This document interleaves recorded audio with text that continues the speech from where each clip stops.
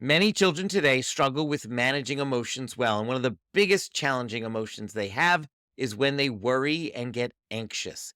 And the problem is, too many of us parents aren't handling that emotion too well. I want to share with you a little of what I've learned in the last few months and two specific parenting strategies that you can start using today with your child when they start to worry to start seeing real transformation happen and they start navigating this big emotion of worry or anxiousness a whole lot better. Hi, everyone. BJ here. Like I said, I've been in a lot of conversations about this in the last few months with families that I coach all over the United States and in Canada as well. I've had conversations with families locally where we've had a community shooting here, unfortunately. We've had an earthquake here, unfortunately. I've had conversations at parenting seminars I've led in different places across the United States as well. Parents are unsure about what to do when their child's worrying. And oftentimes we mean well by telling our child they don't need to worry, but that doesn't work. When we tell our children, "Oh, you don't need to worry about that. Oh, no, that'll be fine." What they're hearing is not, "Oh, mom and dad said I don't need to worry, so therefore I don't need to worry." What they're hearing is, "Mom and dad don't want to deal with this. They don't have an answer. They're not so sure what to do. I need to worry about this because I'm not getting more information. I don't know what to do." So here's the first parenting strategy you're going to use to start changing this in your family. The next time your child comes to you and says that they're worried about something or they have questions that you can hear the anxious feeling in their voice, you're going to, instead of telling them not to worry, you're going to simply say, "Huh, that's interesting. Tell me more. Huh, that's interesting. Tell me more." Or you could even say, "Wow, that sounds like you're worried about that. Tell me more." We're going to let our child tell us more. Why are we doing this? So that we can learn what's behind the worry.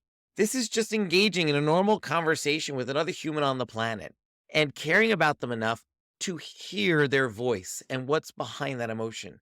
We're not causing them to dwell on this longer, to start worrying about it more and start perseverating all over it. We're just trying to gain a little bit more information so that we as a parent know how to move forward with our child.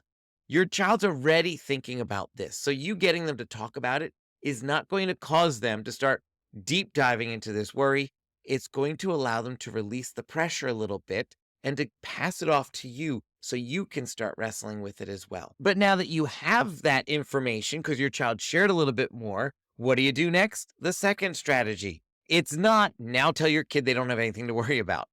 It's provide a little bit more information. So many times parents try to smooth over things and help their kid not worry by saying they don't need to worry about it, but they're still worrying about it. And when we don't provide more information, they fill those knowledge gaps in with the worst possible scenarios they can think of. So instead, let's fill in those knowledge gaps with real information that can genuinely help them be at ease, be at peace, and be calm instead. Here's where we want to be careful. We want to make sure we're being developmentally appropriate, that we're not oversharing. There is certain information children don't need in specific situations. So how do you do this now? My kid has a worry. They expressed it to me, and I asked for more information. How do I then pivot and help my child by giving them a bit of more information? Well, it takes some talent here, but you've got that. You're a parent. You can do this. Instead of trying to be the expert that shares all the knowledge and information, be a tour guide instead. Help your child find that information. Talk to your child like this. Instead of saying, "Well, you don't need to be worried about that because," or, "Well, okay, I understand why you're worried about that, but did you know," and listing off three facts, say, "Huh, okay, now I understand why you're worried about that. Take a look right here at something." Now, if you're going to go online, you probably want to go online before you have the rest of the conversation with your child. So you might want to tell your child, "Hey, that's interesting. Can I come back to you in about 5 minutes with some more information to help you out?" That's totally acceptable to do. Then go and do your own little research if you need to, but that way you're prepared. And now you get to be the tour guide and you get to invite your child and say, "Hey, I did a little research. Would you like to see what I learned?"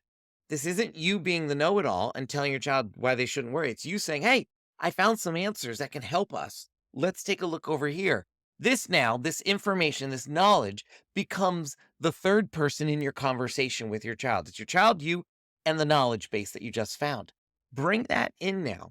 Control how much knowledge comes in based on your child's age and stage and development, but bring that into the conversation and help your child discover, okay, here's why I don't necessarily need to worry about this, or here's why I should be concerned about this, but maybe not worried about it. Something we want to make sure not to do is we don't want to communicate to our child that it's wrong to worry, that you're sinning if you worry. No, you're having an emotional response to an outside source of some kind. And we need to help you to have a slightly more balanced response to that because you're over responding in that situation. So let me help you with that and show you some information that can help take this worry down to maybe a concern. But all of this can't happen if we just shut kids down by saying they don't need to worry. The power here is the relationship you have with your child and the conversation you can have by asking why they're feeling that way to tell you more and by providing a little bit more information. There's lots of other ways you can help children with worry and sadness and feeling angry and lots of emotions. And I've got all kinds of solutions for you down in the link down below with a free resource just for you if you would like to check that out. And while you're checking that out, you might also want to